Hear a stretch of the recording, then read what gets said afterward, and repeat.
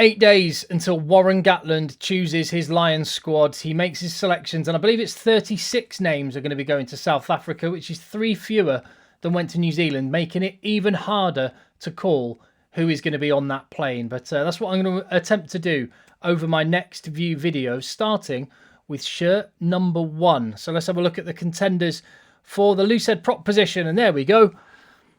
Now, you can call me parochial for picking 3 English potential Lions players, but that's what the comment section's for. Tell me exactly what you think.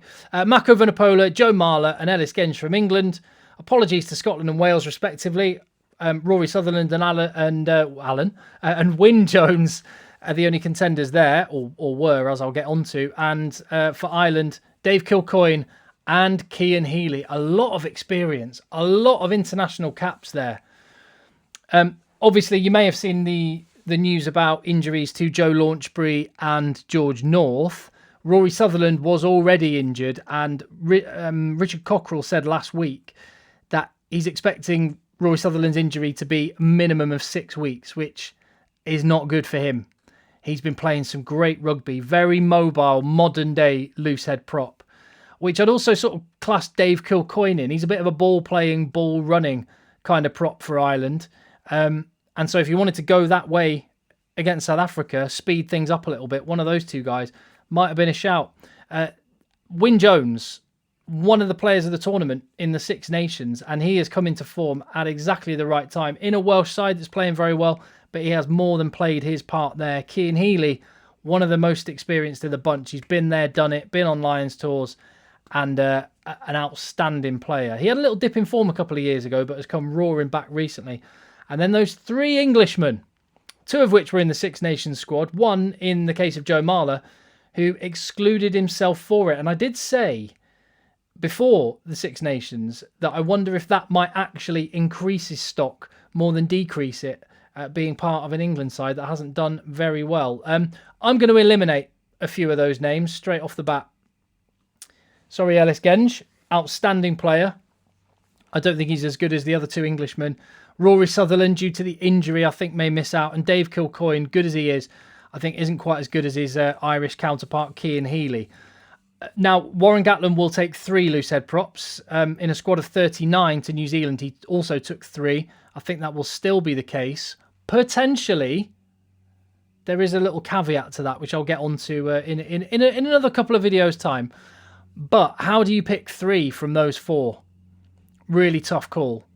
I think the 2 guys at the bottom there, Wynn Jones, the informed player in his position in the Six Nations, and Keane Healey, just a real all-rounder, consummate pro. I think they go, which means the decision comes down to which of those 2 English loosehead props do you take?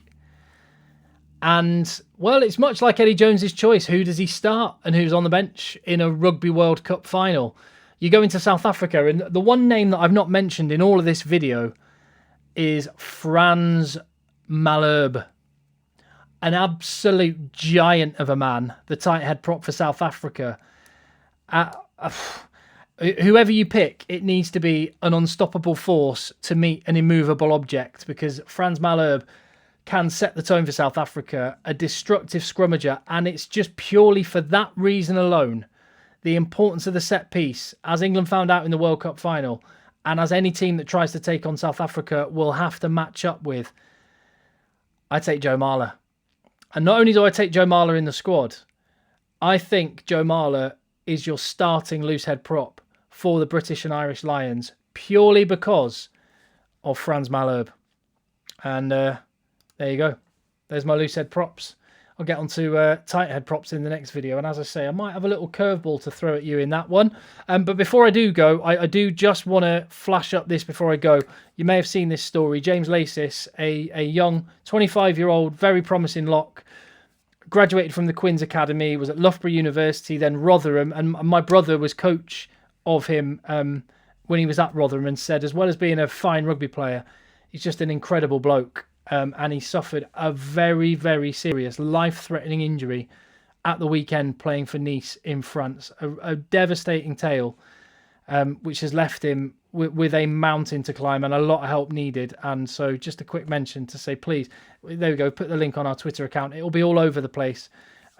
Support James Lasis if you can. Really sad story, and let's get behind him. Hopefully on this video I've done enough to earn you clicking that little red subscribe button, or if else the like button, and your comments as to whether you think I've got that right or wrong when it comes to the Lions loose head props. And I'll see you on the next video.